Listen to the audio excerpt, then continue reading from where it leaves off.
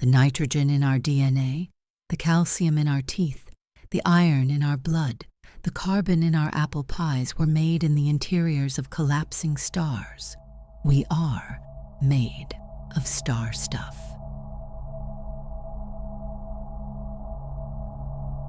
The illusion of separation.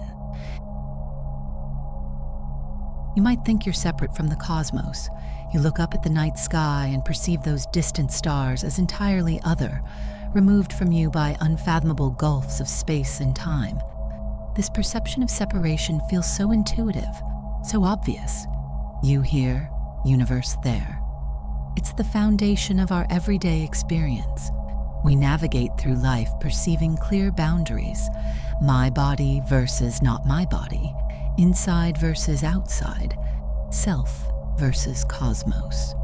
This apparent division between self and universe shapes our entire understanding of existence, from our personal identities to our collective worldviews. We build our lives around this fundamental assumption that we are entities separate from the universe, merely living within it. The boundary between your body and the cosmos is a convenient fiction. Every atom within you has cosmic origins. But Carl Sagan recognized this apparent division as perhaps the greatest illusion of human perception. Through the lens of scientific understanding, he showed us that this perceived boundary between self and cosmos dissolves upon closer examination. The very atoms that compose your body, the carbon in your cells, the calcium in your bones, the iron in your blood, were forged in the nuclear furnaces of stars that died billions of years ago. The hydrogen in your body is even older, dating back to the Big Bang itself. The cosmos is not something separate that you observe. It is what you are made of. The matter that forms your body has cycled through stars, interstellar clouds, and planetary systems over billions of years before assembling into the particular pattern you now call yourself. And you? Have you considered how the boundary between you and the universe might be more permeable than you've imagined? What might change if you truly understood that you aren't merely in the universe? You are the universe?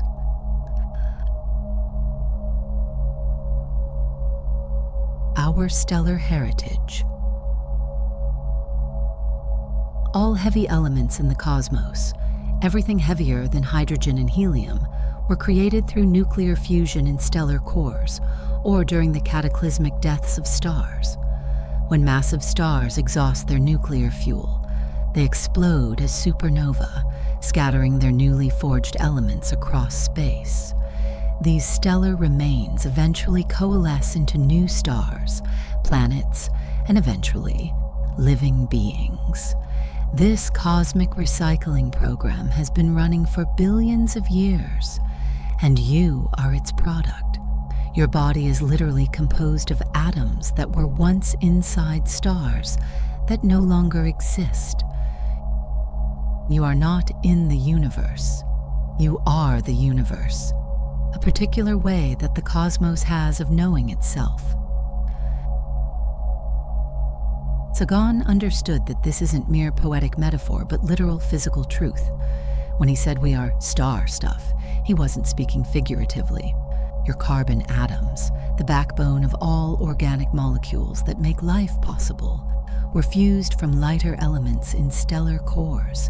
The oxygen you breathe was likely created in massive stars, at least 8 times the mass of our sun.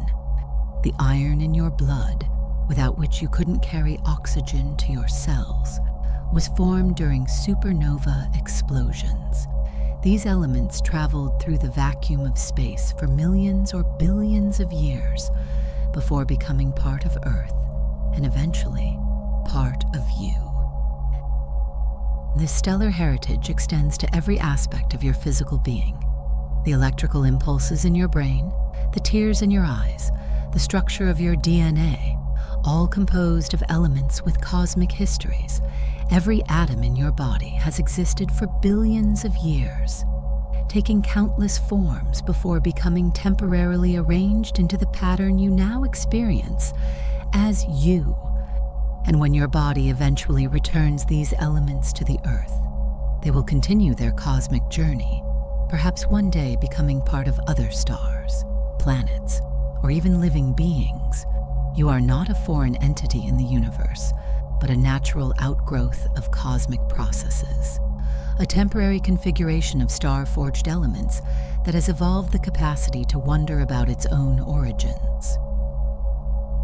Imagine for a moment the implications of knowing that the atoms in your hand might once have been part of a star that exploded billions of years ago. How does this change your relationship to the night sky when you realize you're not merely gazing at distant relatives, but at ancient ancestors?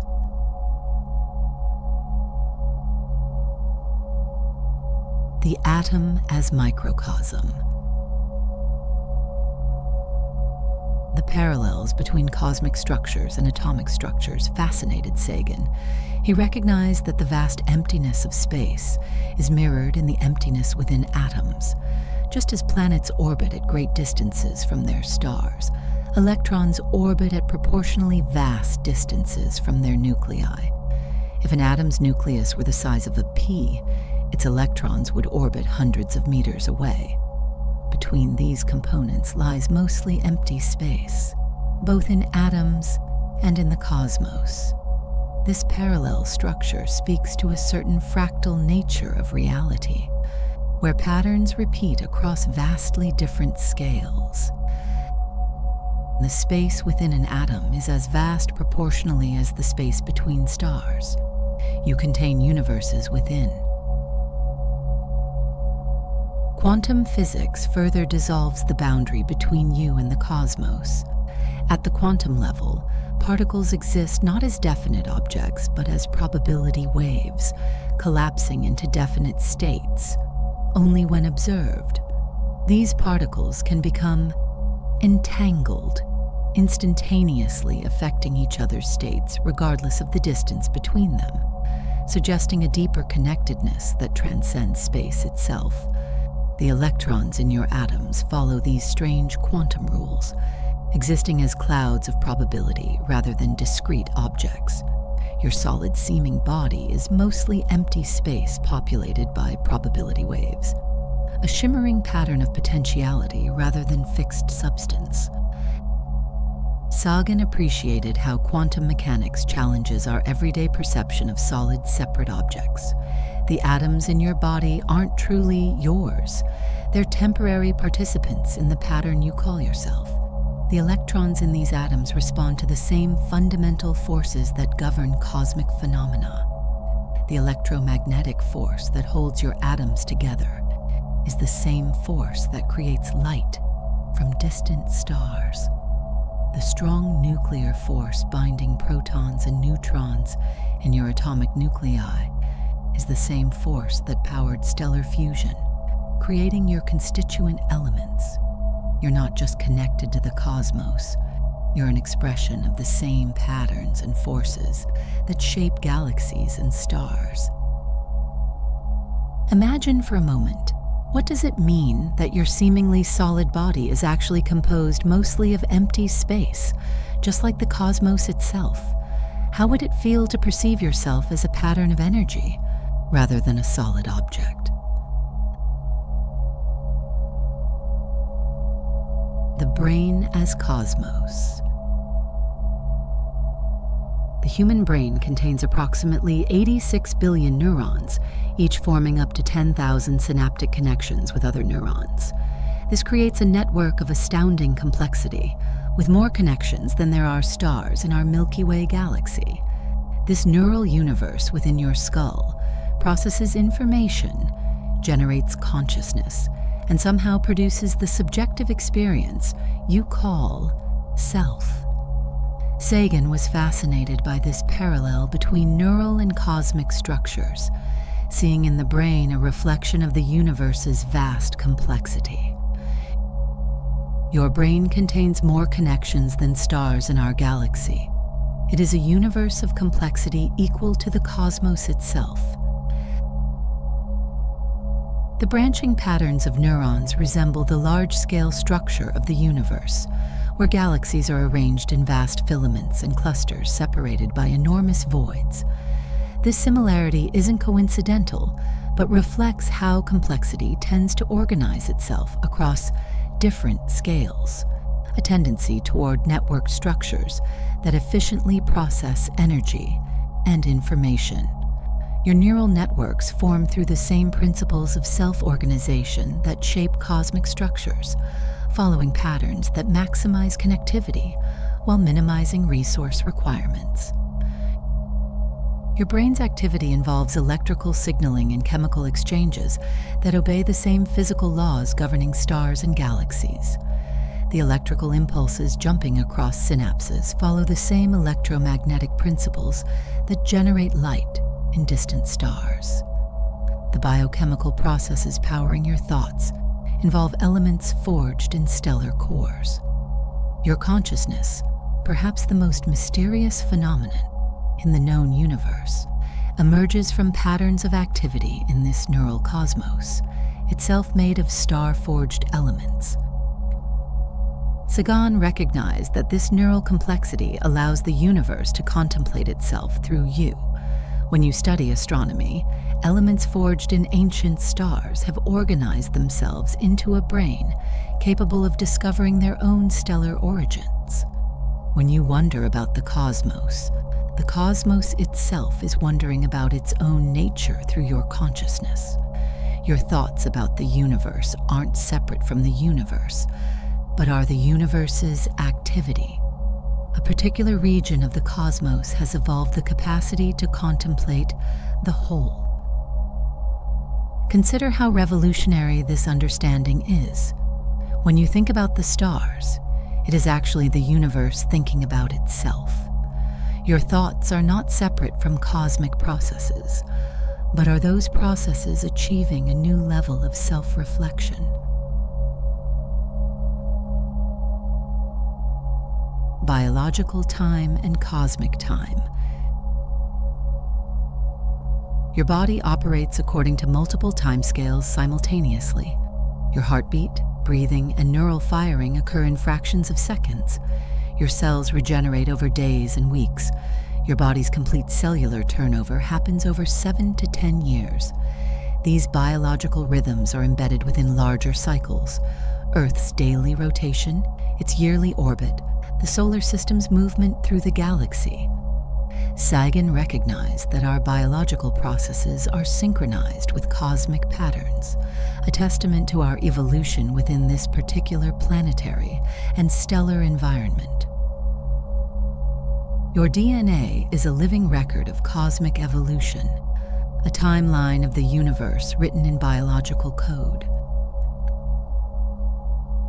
The structure of your DNA itself, the double helix that contains your genetic information, tells a story of cosmic evolution. The carbon, oxygen, nitrogen, hydrogen, and phosphorus that form your DNA were created through different stellar processes billions of years ago. These elements came together on early Earth to form increasingly complex molecules, eventually developing the self-replicating properties that would lead to life. Your genome carries the record of this journey, from simple prokaryotic cells to complex multicellular organisms, preserved in its sequences and structures. Remarkably, your cells still contain organelles called mitochondria that were once free-living bacteria, incorporated into larger cells through symbiosis approximately 2 billion years ago. These mitochondria retain their own distinct DNA, different from the DNA in your cell nucleus.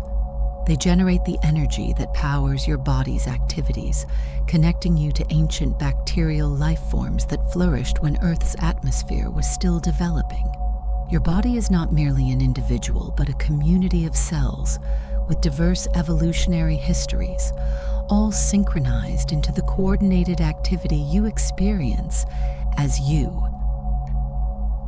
Sagan understood that human life exists within a brief window of cosmic time. The universe is approximately 13.8 billion years old. Earth formed about 4.5 billion years ago. Life emerged around 3.8 billion years ago. Humans in our modern form have existed for only about 300,000 years, an infinitesimal fraction of cosmic history. Yet within your cells and DNA is encoded this entire evolutionary timeline. You carry within you the biochemical memory of cosmic events and evolutionary adaptations stretching back to the origin of life itself. Your biological existence bridges vast timescales, connecting the ancient past to the present moment. And you? How does it feel to realize that your body contains structures and molecules that connect you directly to the earliest life forms on Earth? Can you sense the weight of cosmic time flowing through your veins? Consciousness as cosmic phenomenon. What is consciousness? This question has challenged philosophers and scientists for centuries. The hard problem of how physical processes in the brain generate subjective experience remains unsolved. Yet Sagan approached consciousness not as an anomaly, but as a natural development of cosmic evolution, a way that complex arrangements of matter and energy can experience themselves from within.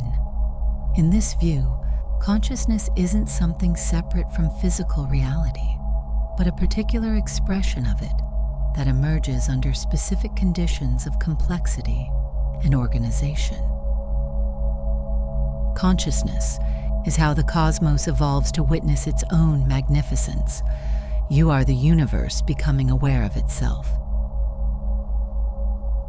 Sagan recognized that consciousness represents something profound. The universe has evolved a way to experience itself subjectively. When you gaze at the stars and feel wonder, that wonder isn't something separate from the cosmos, but is the cosmos experiencing itself through the particular configuration of matter that is you. The atoms formed in ancient stars have organized themselves through billions of years of cosmic and biological evolution into a structure capable of contemplating those very stars. This recursive loop, the universe creating beings that can contemplate the universe, suggests that consciousness isn't accidental, but maybe an intrinsic tendency of reality itself. This perspective transforms how we understand the relationship between mind and cosmos. Consciousness isn't something foreign to the universe, but something the universe naturally produces given sufficient complexity. Your subjective experience isn't isolated from objective reality, but is reality experiencing itself from a particular vantage point. The boundary between inner and outer dissolves. Your thoughts and feelings aren't separate from the universe, but are activities of the universe itself. Sagan's view resonates with ancient philosophical traditions that intuited this unity between consciousness and cosmos. Eastern philosophical traditions like Buddhism and Taoism recognize the artificial nature of the boundary between self and world. Indigenous wisdom traditions worldwide have maintained that consciousness isn't limited to humans, but is a property of the natural world itself. What Sagan added was a scientific framework that connects these intuitions to our understanding of cosmic evolution, showing how consciousness emerges naturally from the self-organizing properties of the universe. Consider for a moment, if your consciousness is the universe experiencing itself, how does that transform the meaning of your deepest perceptions, thoughts, and feelings? What if your awareness is not something you possess, but rather the cosmos, achieving a new level of self-reflection? Existential implications of unity. Understanding yourself as an expression of the cosmos, rather than something separate from it, transforms fundamental existential questions. What is the meaning of life? What happens after death? What is our purpose? These questions take on new dimensions when the boundary between self and universe dissolves. Sagan recognized that this cosmic perspective doesn't diminish these questions, but enriches them, allowing us to approach them from a vantage point beyond the limitations of conventional, human-centered thinking. When you truly grasp that you are the universe, both your significance and insignificance harmonize into profound cosmic purpose. This understanding resolves the seeming contradiction between our cosmic insignificance and our sense of profound meaning. From one perspective, we are vanishingly small, brief configurations of matter in an almost incomprehensibly vast cosmos. From another, we are remarkable. Among the ways that the universe has evolved to know and experience itself. Both perspectives are simultaneously true. Our insignificance and significance aren't contradictory, but complementary aspects of our cosmic nature. Our mortality also appears different from this perspective. Death isn't an exit from the cosmos, but a transformation within it. The atoms and molecules that temporarily configure as you will continue their cosmic journey, becoming part of soil, plants, other living beings, atmosphere, oceans, cycling through innumerable forms over billions of years. The particular pattern that constitutes your consciousness will dissolve, but the elements that comprise you will remain part of the ongoing cosmic process. As Sagan noted, we are a way for the cosmos to know itself. We are made of star stuff. We are the universe thinking about itself. This understanding shifts how we might approach ethical questions. If we are expressions of the same cosmic process, interconnected at the most fundamental level, then artificial divisions between human groups appear as what they are. Convenient fictions rather than fundamental realities. Our concern naturally extends beyond our individual selves to encompass other humans, other species, and the planetary systems that sustain us, all expressions of the same cosmic process that we are. Caring for the Earth isn't separate from caring for ourselves, but is the larger system caring for its own wholeness through us. Perhaps most profoundly, this perspective shifts how we understand purpose. Rather than imposing meaning on an indifferent universe, we recognize ourselves as the universe developing the capacity for meaning-making. Your search for purpose isn't something foreign to cosmic processes, but is how those processes have evolved to orient themselves through conscious intelligence.